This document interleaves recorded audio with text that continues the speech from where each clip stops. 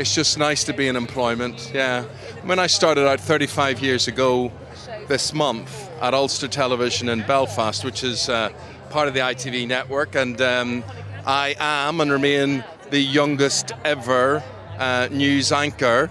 At 66, Eamonn Holmes no longer feels the need to perform. For most of his adult life, he lived in front of a lens. Studio lights, morning briefings, earpieces feeding breaking news into his ear. This was the rhythm of his existence. He thrived on it. The urgency, the authority, the sense that millions trusted him to guide their day. But now, sitting in the quiet aftermath of decades in broadcasting, he admits something he once would have brushed aside.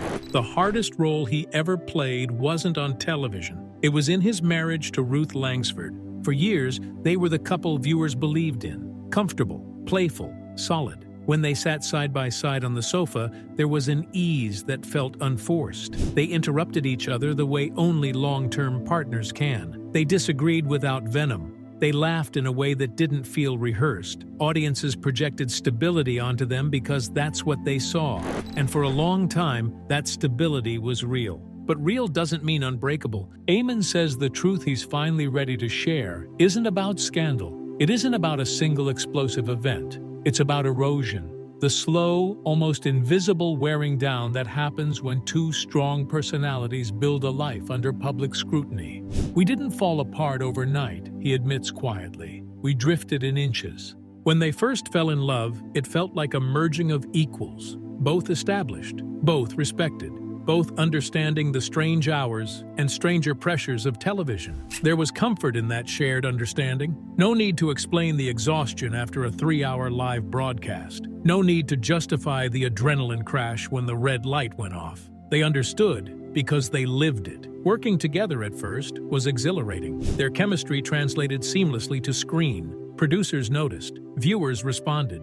Soon, they weren't just partners in life. They were a brand. Invitations multiplied. Headlines paired their names as if they were one unit, Eamonn and Ruth. It rolled off the tongue so easily that even he began to think of them that way. And that, he now says, was the beginning of something complicated. Because when you become half of something in the public eye, you can slowly forget who you are alone. He insists there was no jealousy in the traditional sense. They celebrated each other's successes. When Ruth flourished, he felt pride. When he landed opportunities, she cheered him on. But beneath that mutual support was an unspoken pressure to maintain the image, to keep the banter sharp, to keep the affection visible, to reassure viewers that what they were watching wasn't an act. Ironically, the more determined they were to prove authenticity on screen, the less space they had to address the subtle tensions off it. He speaks candidly now about pride, about how being outspoken had long been part of his identity. He built a career on saying what others hesitated to say. It earned him admiration and criticism. Ruth, by contrast, was measured, diplomatic, calm where he was combustible. For years, that contrast worked beautifully. She softened his edges. He energized her composure. But balance requires constant adjustment. As time passed, the industry shifted. Audiences changed. Social media magnified every remark. A stray comment could spark outrage within minutes. Eamonn found himself under sharper scrutiny than ever before. He felt misunderstood at times, misquoted, reduced to sound bites. And when that frustration followed him home, it didn't vanish at the doorstep. He admits that he sometimes carried resentment without realizing it. Not toward Ruth specifically, but toward the changing landscape around them, toward the feeling that the world was less forgiving than it once had been. And in moments of private irritation, she became the safest target. Not because she deserved it, but because she was there. Then came the physical pain. Injuries and chronic back problems altered more than his mobility. They altered his sense of self. The man who once strode confidently into studios found himself moving cautiously, dependent on treatments and recovery plans. Independence had always been a point of pride. Losing pieces of it felt like losing parts of his identity. Ruth stepped up in ways he acknowledges he didn't fully appreciate at the time. She adjusted schedules. She offered patience when his mood darkened. She absorbed the emotional spillover of his frustration. But caregiving, even when done with love, changes dynamics. It introduces imbalance. It forces roles neither partner anticipated. The shocking truth, he says now, is that I didn't know how to be vulnerable. He thought providing, working, performing, these were enough. He didn't know how to sit in discomfort without masking it with humor or defensiveness. And when Ruth sought conversations about feelings, about where they were heading, he sometimes retreated into silence or irritation. Distance doesn't always announce itself. It creeps in through small omissions, fewer shared meals, separate routines, conversations that stay logistical instead of emotional. They weren't shouting, they weren't throwing accusations, they were simply living parallel lives under the same roof. The public, meanwhile, continued to see the polished version. Smiles, jokes, coordinated outfits on the sofa. No one watching could sense the fatigue building behind the scenes. He reflects on a particular realization that came to him late one evening, long after a broadcast. They had delivered another seamless show. Viewers had praised their chemistry. Social media buzzed with clips of their playful exchanges. But driving home, there was silence in the car. Not angry silence, just emptiness. That's when I knew something had shifted, he says. We were excellent colleagues. I wasn't sure we were still connected in the way we once were. It would be easy, he acknowledges, to assign blame, to point to one moment and say, that's where it broke. But real relationships rarely collapse that cleanly. They fray, threads loosen, and by the time you notice, the fabric feels thin. Another truth he reveals is one that startled even him. He had tied far too much of his worth to being part of a duo. When opportunities arose that didn't include both of them, he felt unsettled. When narratives in the press framed them as inseparable, he leaned into it. The identity was comfortable, safe. But safety can also be limiting. Ruth, he believes, began craving independence in ways he didn't initially understand. Not separation, but space, individual recognition, the freedom to evolve without always being half of a pair. And instead of embracing that evolution, he resisted it quietly, not with arguments, but with subtle disapproval, a tightening of tone, a withdrawal of enthusiasm. He sees that now. The day they finally confronted the possibility that their marriage might not survive wasn't dramatic. There were no raised voices, just a long, honest conversation, the kind they perhaps should have had earlier. They spoke about exhaustion, about feeling more like teammates managing logistics than partners sharing dreams, about the fear of staying together out of habit rather than love. It wasn't hatred, he clarifies. It was sadness. Sadness that the version of them audiences adored was no longer fully aligned with reality. Sadness that the foundation they'd built had shifted under the weight of time, health, pride, and unspoken expectations. He describes the aftermath not as liberation, but as disorientation. When you've spent years introducing yourselves collectively, learning to stand alone again feels strange. He had to rediscover his voice outside the harmony of their double act. He had to confront who he was without her steadying presence beside him on the sofa. And here is perhaps the most unexpected confession. He doesn't regret loving her. Even now, speaking openly at 66, he refuses to frame their story as a failure. We had decades of genuine partnership, he says. That doesn't disappear because the ending changed. He acknowledges mistakes, his defensiveness, his reluctance to adapt emotionally, his tendency to armor himself with opinion instead of admitting fear. He believes Ruth deserved more openness than he sometimes gave. The shock for those expecting scandal is that the truth is quieter. There was no betrayal splashed across tabloids. No single catastrophic event. The truth is that two people can love each other deeply and still grow in directions that no longer align. He pauses when asked what he would tell his younger self. The answer comes slowly. Don't confuse strength with silence, he says. And don't assume the cameras capture everything that matters. Today he speaks with a mixture of regret and acceptance. He still respects Ruth profoundly. He credits her with shaping not just his career, but his emotional maturity. He acknowledges that she carried grace through periods when he struggled to do the same. At 66, the man once known for unfiltered commentary offers something far rarer: accountability. He doesn't position himself as victim or villain. He positions himself as human. The final truth he reveals is not about her flaws, but his awakening. Losing the structure of their marriage forced him to examine who he was beyond headlines and hosting desks. It compelled him to confront loneliness without distraction, to build routines that didn't revolve around shared schedules, to find peace in solitude rather than fearing it. He admits there are moments of nostalgia, certain songs, certain studio corridors, certain inside jokes that still trigger a smile. But nostalgia, he has learned, doesn't require reunion. It simply honors what was. So what is the shocking truth about Ruth Langsford? It's that she was never the obstacle. She was the mirror. She reflected back to him both his strengths and his stubbornness, his charisma and his pride. And when he finally looked honestly into that reflection, he saw the work he needed to do.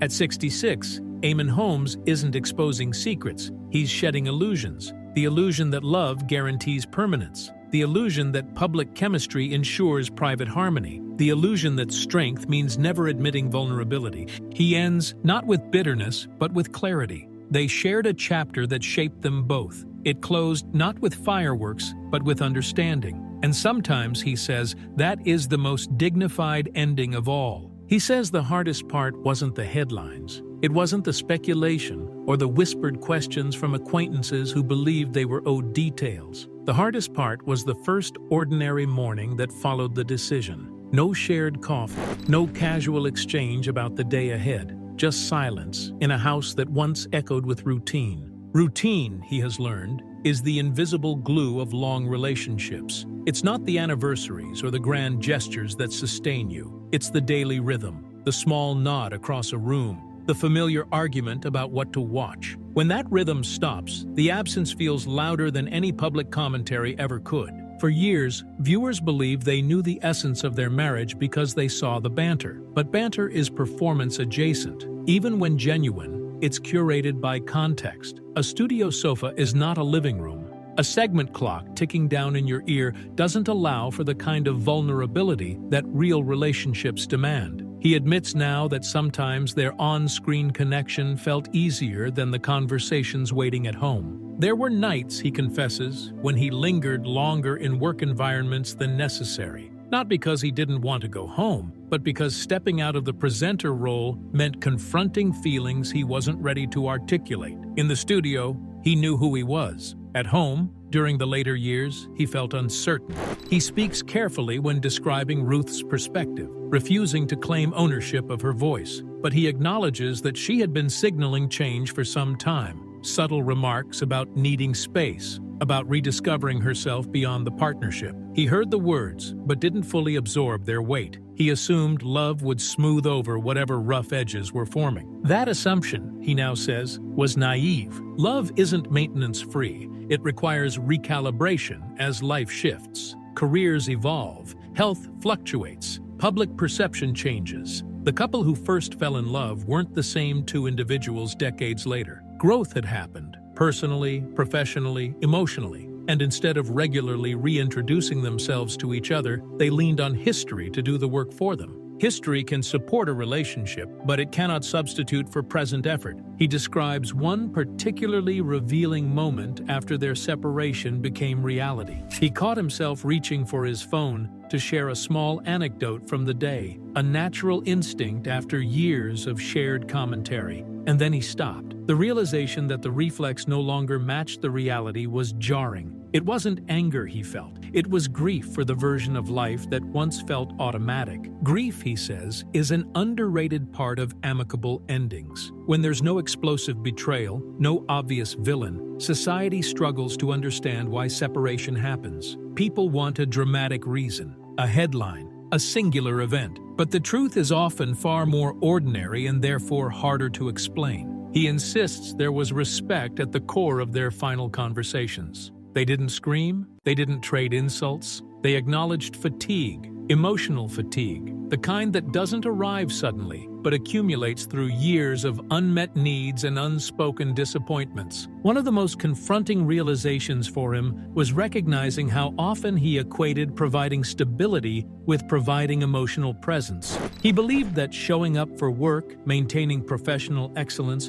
and protecting their shared reputation were acts of devotion. And they were, in a sense, but they weren't the whole picture. Ruth, he now understands, needed deeper conversations about vulnerability, about fear, about aging in an industry that worships novelty. He tended to deflect those topics with humor or pragmatism. "We'll handle it," he'd say. "We always do." But handling logistics isn't the same as nurturing intimacy. At 66, he finds himself more reflective about masculinity than ever before. The generation he grew up in didn't prioritize emotional fluency for men. Strength was stoicism. Reliability was silence. You carried burdens quietly. You didn't dissect your feelings unless absolutely necessary. That framework served him professionally, especially in live broadcasting where composure is currency. But in marriage, it created barriers. He doesn't present himself as someone who was incapable of love. Quite the opposite. He loved deeply. He still speaks of her with warmth.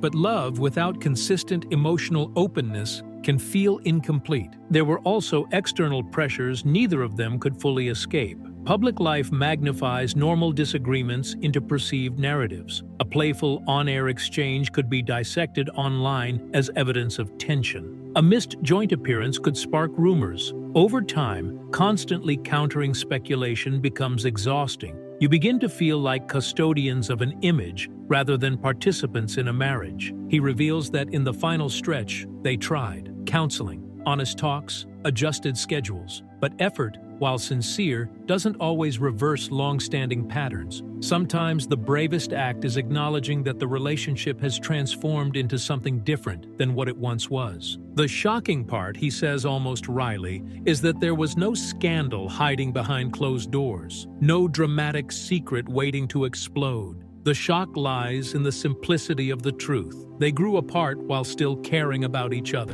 He understands that this disappoints those craving sensationalism, but he refuses to invent drama for the sake of narrative satisfaction. Life isn't always theatrical, he says. Sometimes it's quietly decisive. Since the separation, he's had to confront solitude in a way he never anticipated. Even during busy broadcasting years, there was always a shared anchor point at the end of the day. Now, evenings require deliberate structure. Friends help, family helps, work helps, but ultimately, he has had to sit with himself. And in that stillness, he has discovered both discomfort and clarity. He has examined how much of his identity was intertwined not just with Ruth, but with being part of a visible couple. Invitations that once arrived addressed to both of them now come individually. Media narratives frame him independently. At first, that felt like a loss. Now, he sees it as an opportunity to redefine himself beyond a dual headline. He is careful to emphasize that independence does not erase shared history. They built a life. They built memories. They built a professional legacy that cannot simply be untangled. That history deserves respect, not revisionism. When asked if he would change anything, he pauses for a long time. Regret is complicated. He wishes he had listened more closely when subtle dissatisfaction first surfaced. He wishes he had allowed himself to be softer, earlier. He wishes pride had not occasionally overridden empathy. But he doesn't wish the relationship away. There is maturity, he believes, in honoring what something was without demanding it remain frozen in time. The version of them that audiences adored existed. It was real. It just wasn't permanent. Now, at 66, he speaks less about what ended and more about what he has learned. He has learned that communication delayed becomes communication distorted. He has learned that physical health challenges ripple into emotional landscapes more deeply than most couples anticipate. He has learned that partnership requires continual rediscovery. Most of all, he has learned that endings do not automatically equal failure. He still hopes for happiness for both of them. Not performative civility, but genuine well-being. He understands that moving forward may look different for each of them. Different routines, different priorities, possibly different companions someday. That thought once would have unsettled him profoundly. Now, he approaches it with acceptance. There is something almost peaceful in the way he speaks about it. Not triumphant, not defeated, just honest. He no longer feels compelled to defend every chapter publicly. The truth, as he sees it, is simple. Two people met, they loved, they built something meaningful. Over time, they changed. The change wasn't catastrophic, but it was significant enough that staying together would have meant ignoring reality. And ignoring reality, he has learned, is far more damaging than confronting it. So, at 66, Eamonn Holmes doesn't reveal a secret designed to shock the world. He reveals a truth designed to free himself. That vulnerability, though delayed, is still worthwhile. That pride, though stubborn, can be softened. And that sometimes the most courageous confession isn't about what someone else did, but about what you finally understand about yourself. In the end, the cameras may have captured their smiles, their debates, their polished moments, but the real story was always unfolding off-screen. And now, with no countdown clock and no producer in his ear, he tells it plainly. They loved, they tried, they changed, and sometimes that is the whole truth.